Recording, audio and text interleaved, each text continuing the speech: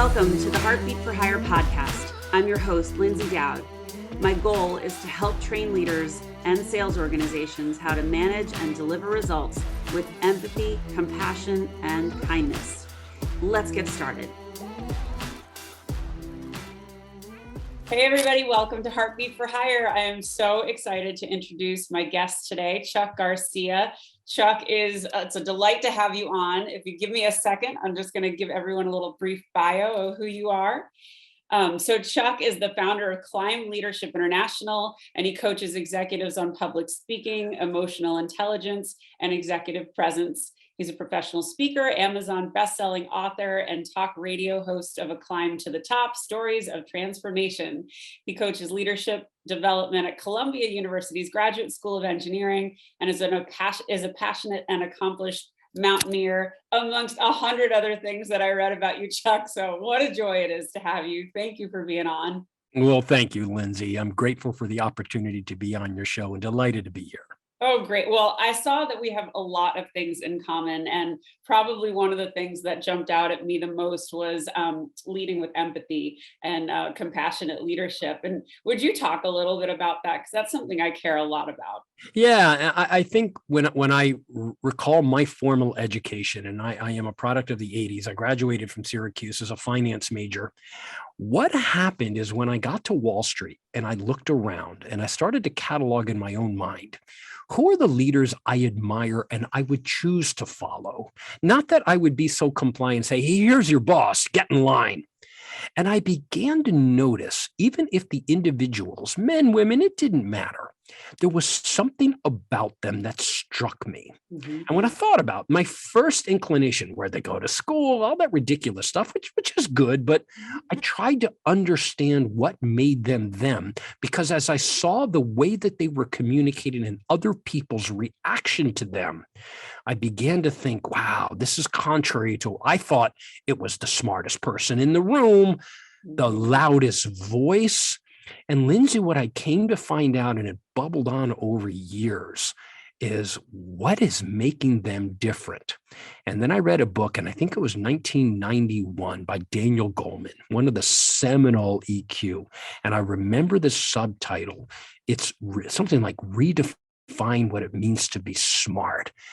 Lyndsay, it hit me like a ton of bricks. I was like, oh my God. And early on, it said CEOs are hired for their business experience and intellect, pause for dramatic effect, and then fired for their lack of emotional intelligence. And I didn't know what EQ was. And Lyndsay, it just set off like this gold mine. Yes. That I didn't know it existed. I didn't know it was a thing until I began to see it for myself. Well, and I imagine there wasn't a ton of it around Wall Street.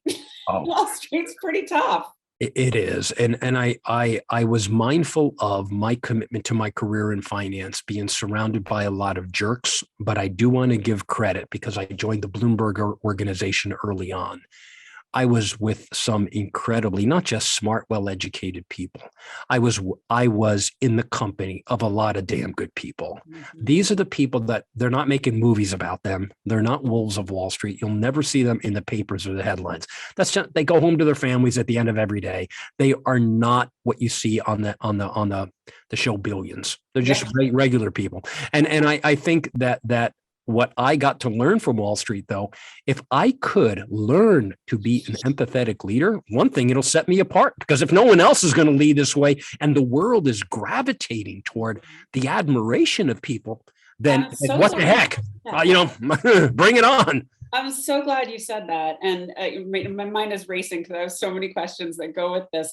But, I feel this shift too. And I really felt it watching the Great Resignation and really watching people leave their jobs, not for huge amounts of money, but leaving because they were really fed up. They were tired of being treated poorly, and they just had enough. They said, I'm going somewhere where I'm going to be appreciated.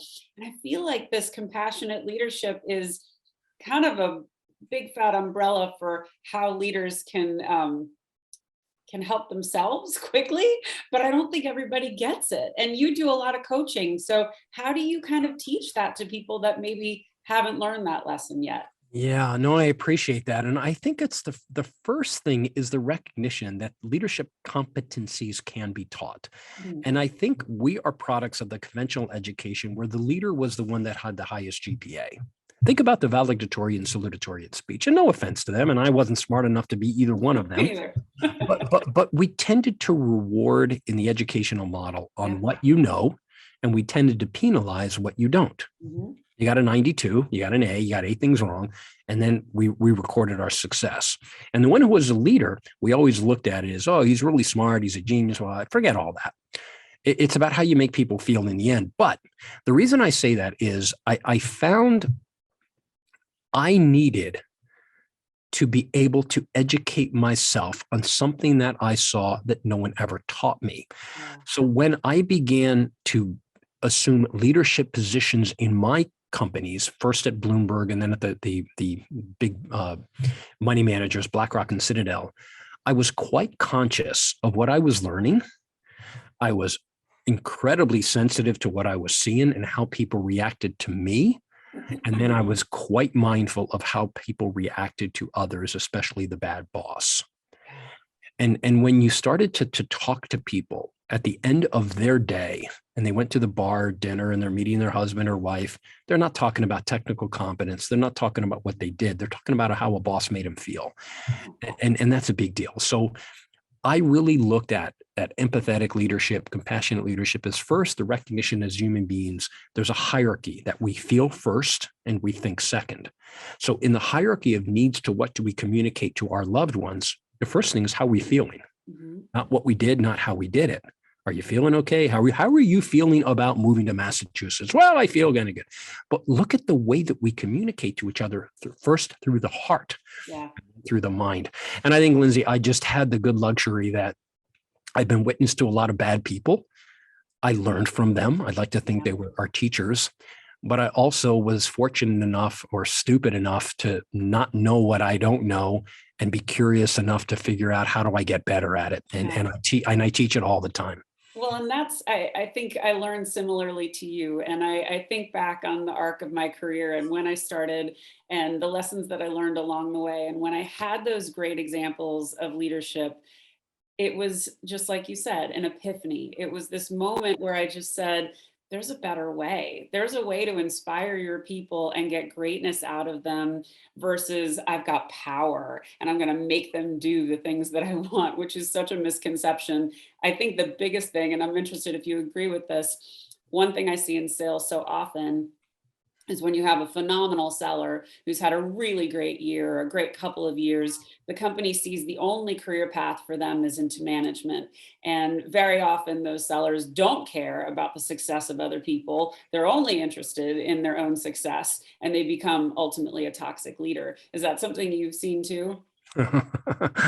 I don't have enough fingers on my hands to count the all the time. In fact, I'd say not just in the sales career, and let me if I may point out a very tangible example of that. I coached a chief financial officer on Wall Street, and the call from the CEO, he started to explain these behaviors.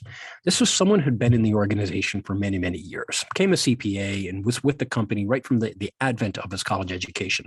And like what you're describing, he was the accountant, then he became the chief something or other, and one thing led to another. Somewhere along the line, they noticed a change in his behavior. And I said, all right, tell me what you're seeing.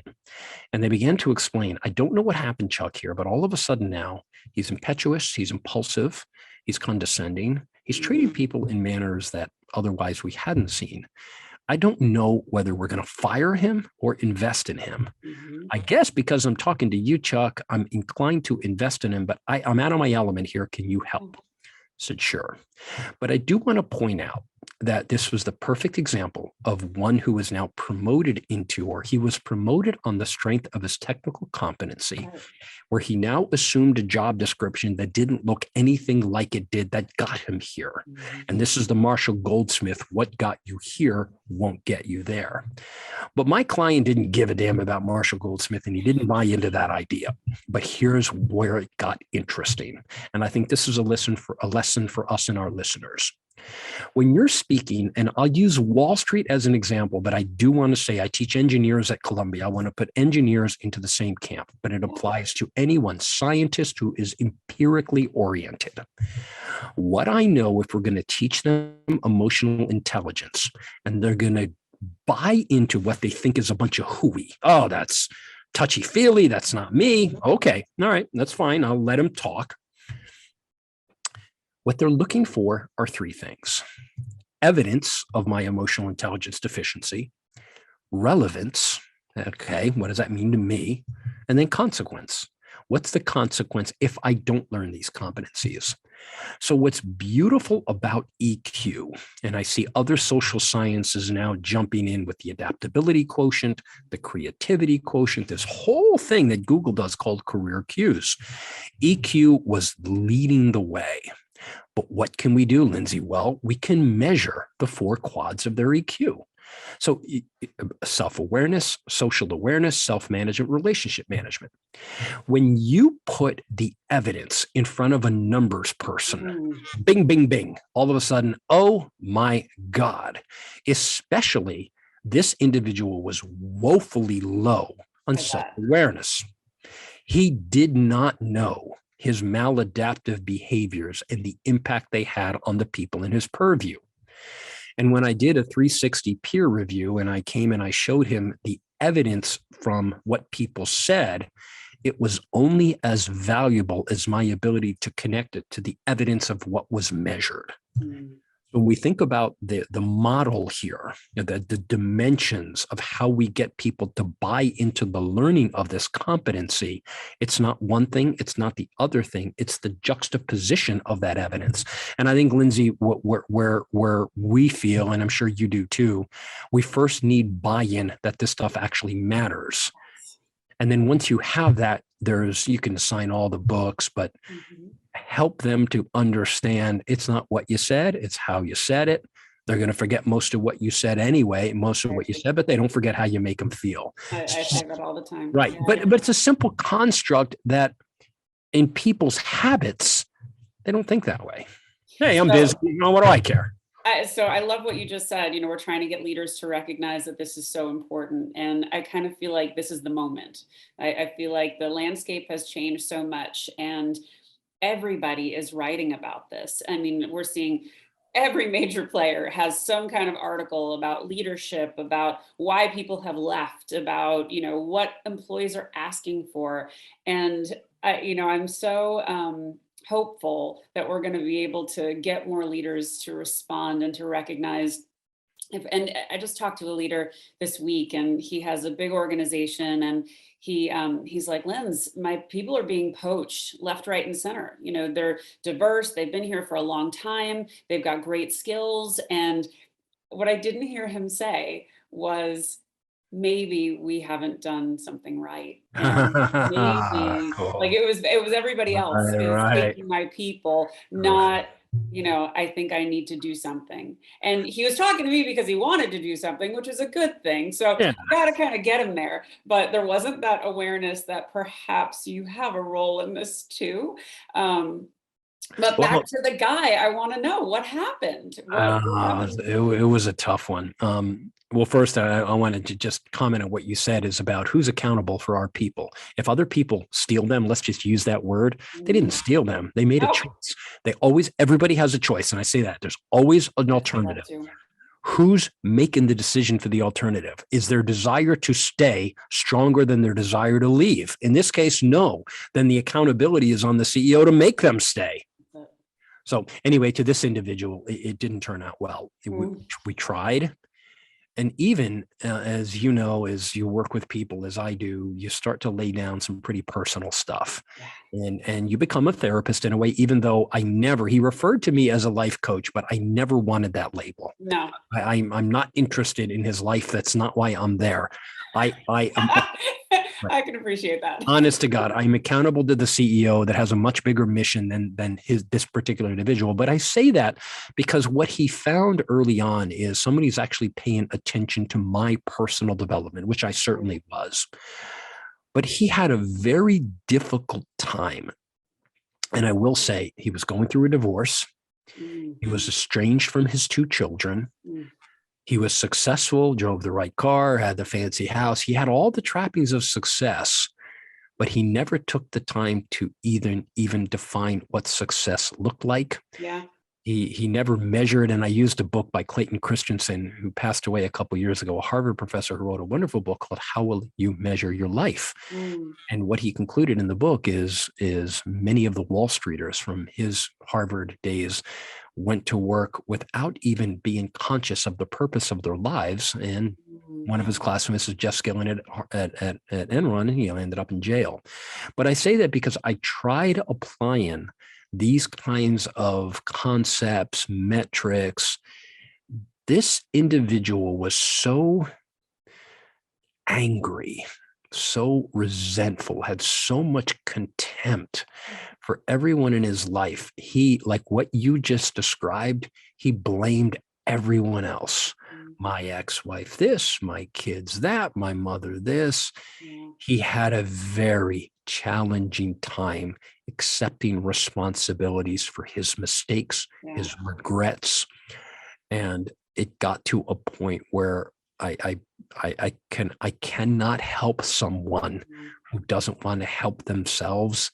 He was more comfortable in the anger than he was in the development of trying to fix his maladaptive behaviors. Yeah, that's hard. And when you're working with a client like that, delivering that message back to the people that hire you is really also pretty tough, because you're basically saying, I've tried everything. I'm trying to get him to a place of self-awareness and improvement and betterment and positivity. He's incapable of it.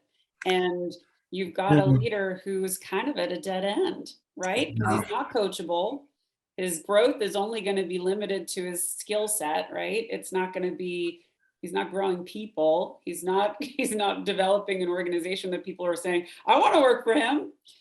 Well, it's So, something I think, and it may puzzle both of us because it's something I had a hard time accepting, but I came to understand that many people have self-destructive tendencies. yeah. And I will say, even though I'm pointing to a case, a use case that didn't work, there are plenty that did. Yeah, tell a story about that. I'd love to Yeah, hear. and I think in a different organization, there was an individual, very similar circumstance, where somebody called me and explained to me there is a person, let's just say she was the director of the chief communications officer.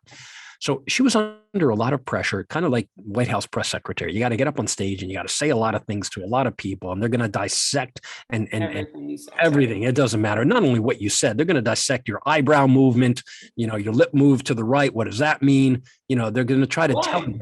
Right. Yeah. Well, what I had to teach her is there are 19 body parts that communicate, and there are 407 different gestures. So just the hands, there are 68 ways, 68 things that we can do with our hands that communicate that. So with her, it was very much getting her comfortable in front of a crowd. Hers was an interesting case because she was cracking under the weight of enormous pressure and expectations. When she originally had that job, it was a much smaller company and she didn't grow well into the job. But here's where the success came. She did not know that you could be trained to be calm.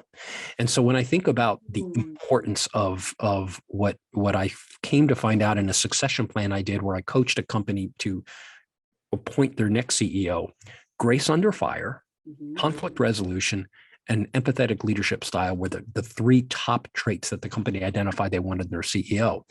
She, in her case, did not know of emotional intelligence, never heard of it.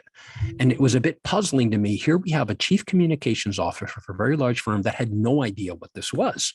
And she said, no one ever taught me that in school, so why would I know it? Well, were you ever curious? She didn't have any curiosity. She was very technically in a lane. Yeah.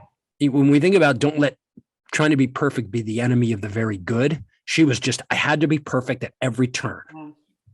And so I think with her is getting her comfortable in the discomfort that strive for progress, not perfection. But now what we learned are, and I use so many breathing techniques, communication tactics of pausing. You don't always have to react knee jerk to the question. Let people wait. You're worth it. It was very much the juxtaposition of communication tactics and EQ. But it started, Lyndsay, with her recognition internally. Oh my God, I can learn to do this better. But I couldn't teach her to be a better writer. I could teach her to be a better speaker. I had to help her see that your education is going to be based on your new education on the complement of what you learned, not trying to be better at the things you're good at. You're fine on them. She just always had to refine the things she did well. I said, think differently about it. We're going to add on an entire new level of education. Oh my God, who knew?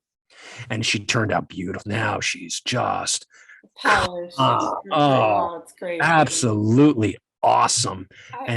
I love this story. I think it's so it's such a great illustration of, when you've got book smart people. I always say, it's very hard to teach book smart people street smarts. It's a similar analogy, because it's not something that's easily measured. Like you can't grade someone on the amount of pauses, or the amount of times they didn't fix their hair, or the amount of times that they didn't say these are all things you just have to feel and grow into. And I think that's the biggest hurdle that I've got, trying to convince leaders that when you have good culture and you have compassionate leadership and empathy, and you've created this psychologically safe space for your people, you're going to get results. And it's very hard to equate it immediately. And they still put us in the bucket of soft skills. And it's changing. I can see it's changing. But a lot of people who, especially the ones that don't have it or don't have a good grasp of it, have a hard time kind of embracing it and putting value against it. You're describing the hard truth about soft skills, but part of it, I think we bring our unconscious biases for the amount of years we've been in school. What does school do? School rewards you for what you know and penalizes you for what you don't. It's like, okay, so for those that have the high grades, the high GPA, they've been told all their lives, and I see it in my Columbia students, you're a genius, you're number one, you're like, but this is their definition of success. And then you put them in a sense of ambiguity where cramming, examining, and regurgitating isn't going to work. You've got to be adaptable, fleet of foot, understand, you got to collaborate. We're not measuring a GPA, but to them, this is what, as far as they're concerned, right. I stopped giving exams to my students. I don't give them anymore because I don't get to know them in an exam. I don't get to see them operate. Why would I test their ability to cram, exam, and regurgitate? But I think a lot of it, Lyndsay, we're working against an educational model that promotes success in that.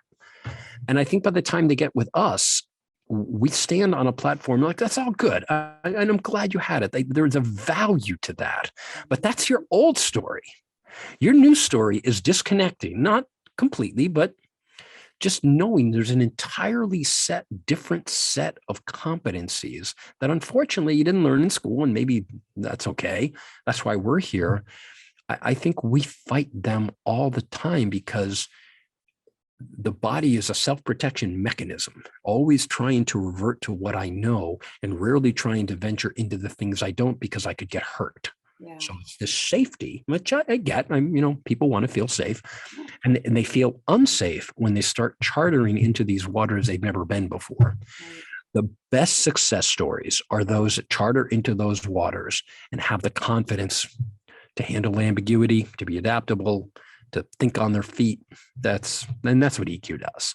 I totally agree. And, it reminded me of when you're talking with your engineering students, one of the things that I did growing up, I did a lot of improv acting. Right. And, that's the perfect arena for thinking on your feet and pivoting. And we had this, I was part of this really cool company that they would say, okay, Lyndsay, you and Chuck are playing together. Chuck, you're her brother, and you've just discovered she's addicted to meth, and go.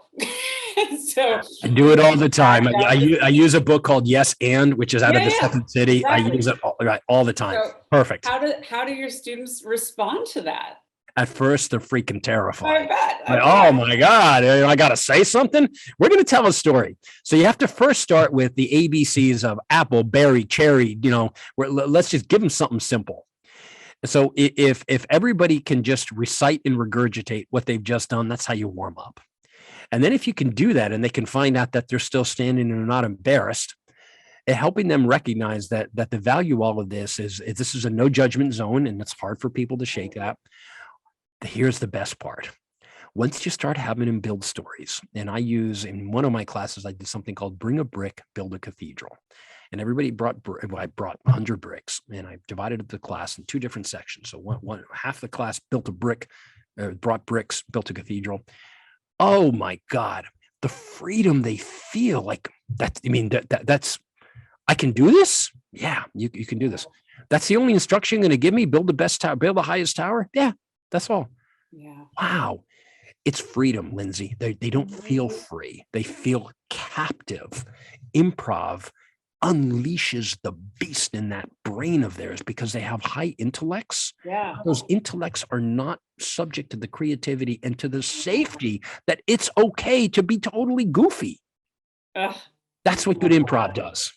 I love that. I had an amazing leader, and she said to me, I had just been promoted into this role at a big organization, 85 people. And she looked at me and she's like, okay, what are your ideas? What do you want to do? How do you want to make it better? And I went, wait, you want to asking me? you really want to know? Because I was so used to this is the job. This is what you have to do. Get this done by this date. We have forecast calls on this. You have to make your quota, like very in the box. And this was a woman who was just like, no, I hired you because you are creative as hell and you're going to get goodness out of your team. And I'm like, okay, give me a week. I'm going to come back with some ideas. And that gave me the freedom to look at my managers and say, hey guys, we have an opportunity. So I want to hear like all of your favorite things that you've ever done that have worked, and let's talk about it. And we built so many best practices as a result. And we were mavericks and hustlers, and all of my peers, they weren't doing anything close to this. And all their people were like, I want to be over there. That's fun. But I had the support, and she had my back. I could take risks. And not only that, when it worked, she wanted me to have the floor. She wanted me to tell people what we did and why it was different. And I think when you give people the space to do their job, and because they earned it and they're there for a reason, that's when the magic happens. That's when the goodness occurs. And there's so many leaders that have forgotten that.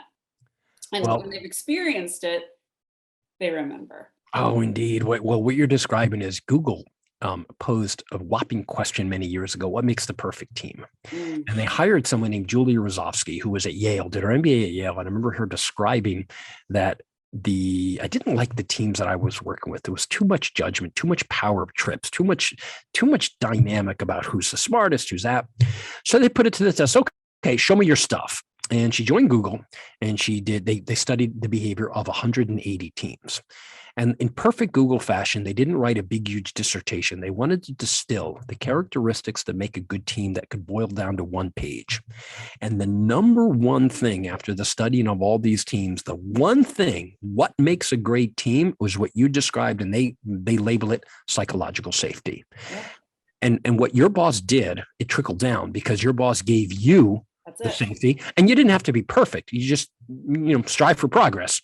And then you trickled it down to others, and that's where cultures are created. I grew up in that culture. Bloomberg, it was a culture like that in my early days. It was very much about that. You're describing that runs downhill. Yeah, I agree. And I think when you can provide that psychological safety, when you fail, you're willing to learn from your mistakes. And, nobody wants to fail, but what was the lesson? And say, if I screw up, I'm going to beat myself up enough. You don't need to, pig pile on. Just be like, okay, what are we doing different? That one didn't work, but let's try something else because you're onto something. And that kind of leadership is leadership. That's like how you get the best out of people. So I love that.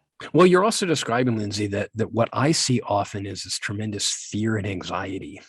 Fear of making mistakes, the social anxiety that comes often with social comparison, and it's somewhat sad and a bit disappointing that this is what people are worried about, because it inhibits it diminishes their capacity to do really productive work if they're always worried about, or if you're spending half the time doing your job and the other half of the time worried about your job, you're at half capacity. So I think as what we do I'm grateful to be one who can do that. If nothing else, we have to start with helping them to remove the fear, because you can't start building this foundation until you remove the impediments of that foundation. Mhm. And that's what I had to learn to be a good coach. I had to figure out, what am I working with and where do I begin? And Yeah. if the beginning is the removal of fear, if you try to start at another point and start teaching these competencies and you haven't worked through that foundation, it's not going to be effective. Yeah, I kind of feel that feedback plays a really big role in reducing that fear. And I'll give you an example. I worked for a woman who fundamentally did not believe in positive feedback. And I was in a really big job, and I asked her about it. And I said, you don't give any positive feedback. And she said, oh, you and my husband would get along well. And I went, oh, so it's a character flaw. And then I brought it up a few weeks later and I said, I mentioned to you positive feedback was important to me and I'm doing a big job. I'd like to know that you see the things I'm doing. She said, well, I worry if I give you any positive feedback, you'll think you're doing great all over. And I tell you, those days were filled with such anxiety, so much stress. I was on the verge of an ulcer. It was such a toxic environment and so painful to be a part of. And to know the first example that I gave you of, this leader who was like, what are your ideas and how can I help and what obstacles can I remove versus that, I really feel like feedback can play a very big role in reducing that anxiety and stress. And what are your thoughts on feedback? I mean, you must Oh, have a lot of feedback as a coach. oh my goodness. In fact, I do an entire seminar on giving and receiving feedback. In fact, often there are companies I work with. I'll a lot of small group training you'll do usually at mid-level management, and it's communications, emotional intelligence. One of the classes I always have is giving and receiving feedback. This is the one that they struggle with the most because it's not something that anyone's ever taught to do. Your only frame of reference on giving and receiving feedback is the person who used to give it to you. That's it. So imagine how toxic the world would be if the boss that you just described, who never understood the concept of balance and had no EQ, for her to even conflate, oh, if I tell you one positive thing, you're going to think everything's positive, is a ridiculous. There's no logic to that statement, but this is the way she felt, and no one ever taught her any differently, or she was not willing to accept the fact that it could be done better. I have to say, when it comes to feedback, this is where this can be the worst thing. If somebody doesn't do it well, this is what employees are going to remember. And employees, as you and I know, don't leave their companies, they leave their bosses.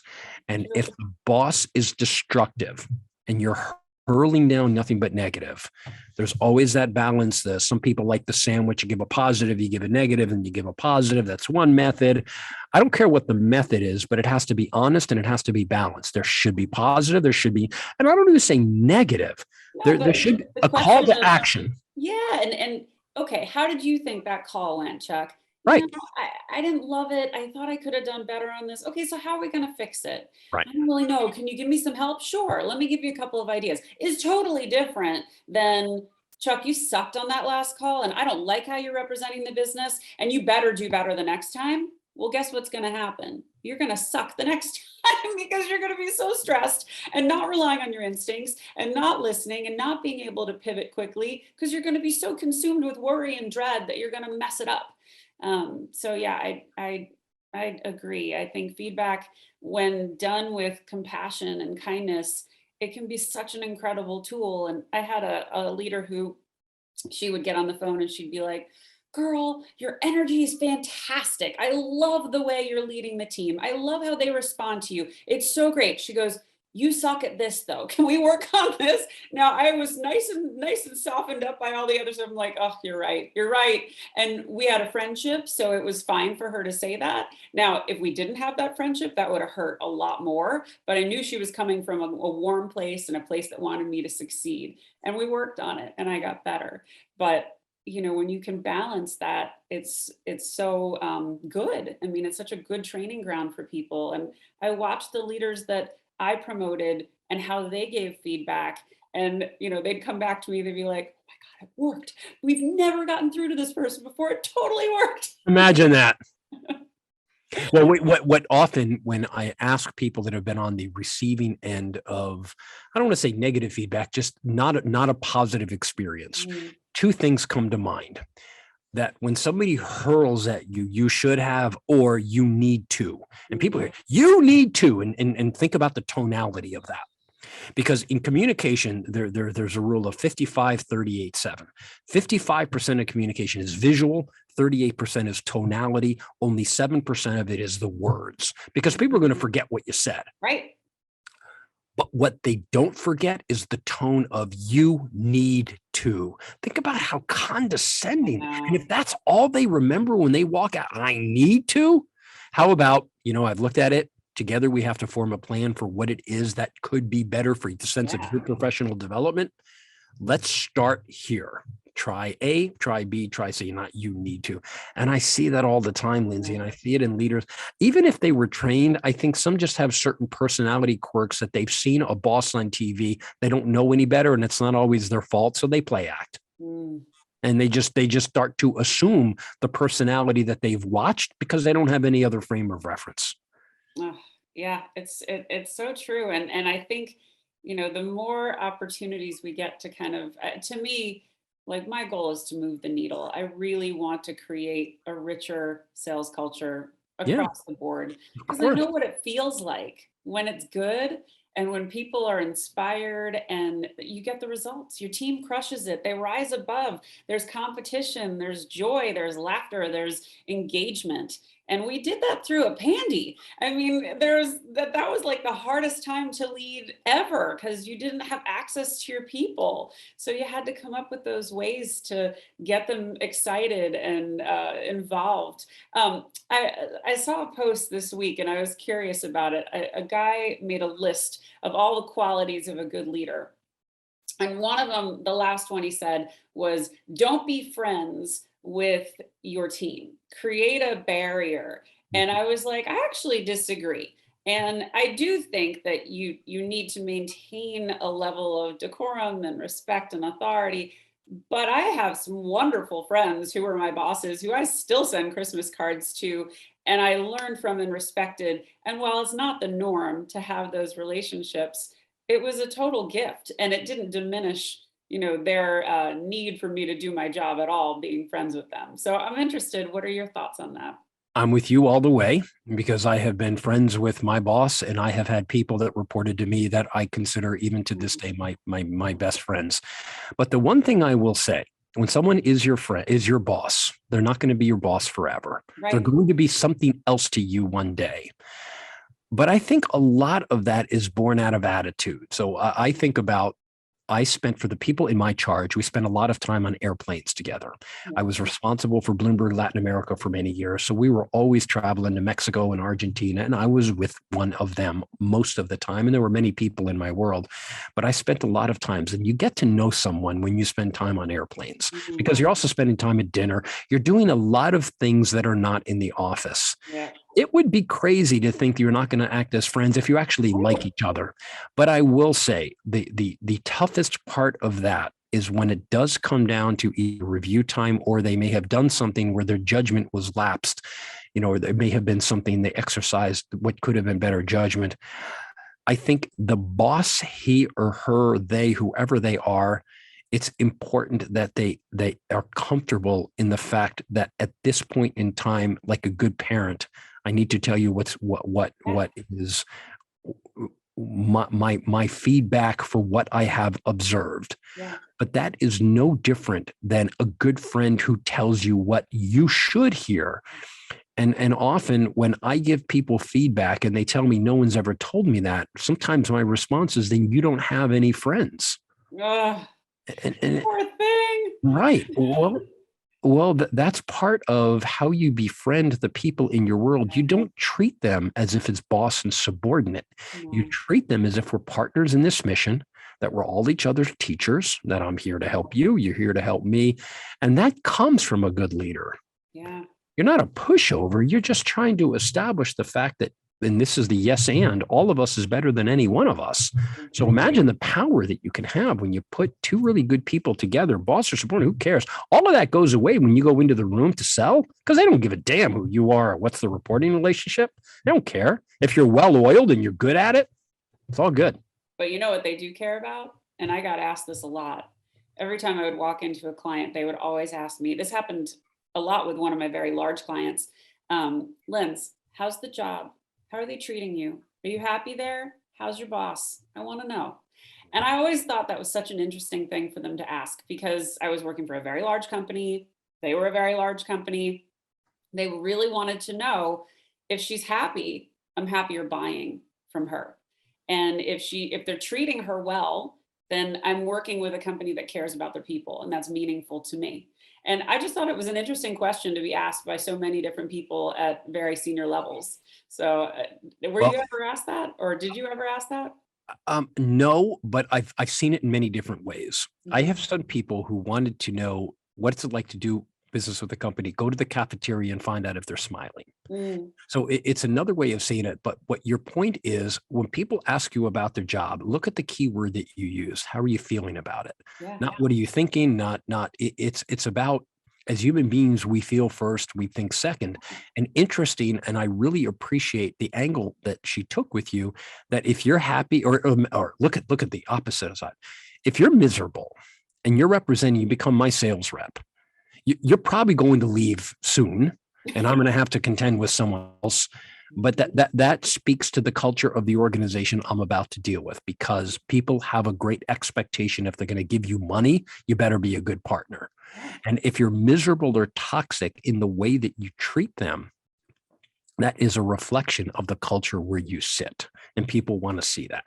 Yeah, I thought it was such an interesting, first time someone asked me that, I was like, either they care about me and they want to know, like, am I happy? Am I good? Or if I'm reading too into this, they want to know what's the culture like. And I think that was really what it was. But I thought that was a really smart question. And, I talk to a lot of people that are interviewing for jobs right now, and my advice to them is try and get as much intel as you can about the culture and about the management style of the people you're going to be reporting to, and ask if you can speak to some of the people on the team, because I've gotten the whole smoke screen of, yes, this is who I am. And then a month in, it was nothing like what I signed up for. And I think culture is so meaningful to people now. I think they're really recognizing that's the piece they were missing if they left a company. So how do you ascertain quickly how culture is from an organization? I think your point is a striking one, where one thing I learned at Bloomberg was Mike was very conscious of when the elevator doors opened and you stepped into the Bloomberg office, what did you see? Boom, first thing. He always made sure that when you open up, there was a very warm, welcoming presence there to greet you, and then point you to this massive kitchen. And Bloomberg, the kitchen was about even now today, I'm a coach there, but it's the size of a couple football fields. Oh my God. Right. It's huge. And you see bananas and apples and coffee and tea and pineapple water and watermelon water. And it's this big, it's this big, huge welcoming place. And many people that I've brought there, I ask them to just sit there and take a look and see if people are smiling. What are they saying to each other? What do they look like? Are they tense, nervous? And I think when you look at the culture, one time, and many of my students say, well, I ask them, where do you want to go? I want to go to Goldman and BlackRock. Why? Oh, they're the best brands. How do you know? Yeah, how do you know? Well, because, they're the most prestigious. Are they culturally compatible to you? Well, what do you mean? Well, if somebody is telling you their opinion, and Goldman Sachs may be the right place for you, but they're only gravitating to what people say without the examination of what is important to them. And I think this is where many students have to decide, do I want to go to the big machine like a Goldman Sachs or a Google, or do I want to follow in another path? The path you follow, the product, the thing they make is less important than the way they make it. And that's where culture comes. And I think that's a message that not enough people are told. And then they get into these jobs and it's like, oh my God, this is a miserable place. Well, you said you wanted to build cars. Well, I didn't want to build cars in this place, but I didn't know it was like that. Yeah. So I just think we're back to the soft skills, the underestimated value of how important it is. And I want to relate one other thing. Please. I work for a bank for JP Morgan, and I do a lot of, I talk to a lot of the leadership team about it, and they talk to me about emotional intelligence. But it's interesting in Jamie Dimon, the CEO, in his book, and he talks about what do we look for in a good recruit? And he talks about three things. We look for competence. That's 1/3. We look for character. That's the second. We're now at 2/3, but character is the alignment of action and words. Here was the most interesting part of the statement. The third, how you treat other people. This was fascinating. In the year 2022, he's putting right out there in a spotlight. Number 3 is how you treat people. Go back to our school days. Who told us how you treat people is going to have an implication on whether JP Morgan hires you? In fact, he even says in his book, he says, I don't even need to meet you to hire you. I can call your spouse, your brother, your friend, your girl, whatever that is. All I need to do is what do they say about you? I can tell by hearing from them whether or not you're culturally compatible. Brilliant. Oh, well, it's such a simple thing, yet why more organizations don't adapt that? And he's, the big billionaire banker puts it right out there. It's not that hard. Don't be treating people like a jerk. This is what he's saying. It's going to come back to you. It's it. I mean, and when you think about, it's a good measure of how well you're doing on this is when you ask people for testimonials. Yeah. Like, I didn't have a hard time getting testimonials because people were like, can I please? I'd love to write one. I'm like, okay, that's awesome. That makes me feel good. If you can't get them, ask why. Because maybe there's something there. Yeah. Well, Chuck, this has been such a delight. I've so enjoyed this chat, and we have so much in common. It's just really been a thrill. Tell everybody how they find you. I mean, we can see it on your wall behind you. But yeah, you bet. Well, first, Lyndsay, thank you for the opportunity to be able to contribute to your wonderful show. It's great to collaborate with you. As you can say, for those, even if you're listening, not seeing, I'm Chuck Garcia. My website is chuckgarcia.com. So if you can remember that, you can find me there. You can find us on Instagram. Although I think in social media, I play links on LinkedIn. That's the social media platform where you'll see me a couple times a week broadcasting my passion for communications and emotional intelligence. Find me there, or you can send me an email. My company's name is Climb Leadership. So my email is chuck@climbleadership.com. I'm a mountaineer, so you see all the references to climbing where I use mountaineering as a metaphor for how you climb careers, and I use communication tools as the backpack for how you climb it. So, Lyndsay, thank you so much. This was a total pleasure. What a wonderful day it was to collaborate with you. Absolutely. So same here, and it was just a joy. Thank you, Chuck. Thanks for listening to Heartbeat for Hire. If you like what you hear, I'd love it if you'd subscribe and leave a 5-star review. To keep the conversation going, you can find me on Insta or at LinkedIn at Lyndsay Dowd, H4H, or you can reach me at my website, heartbeatforhire.com. Thanks so much. Have a great day.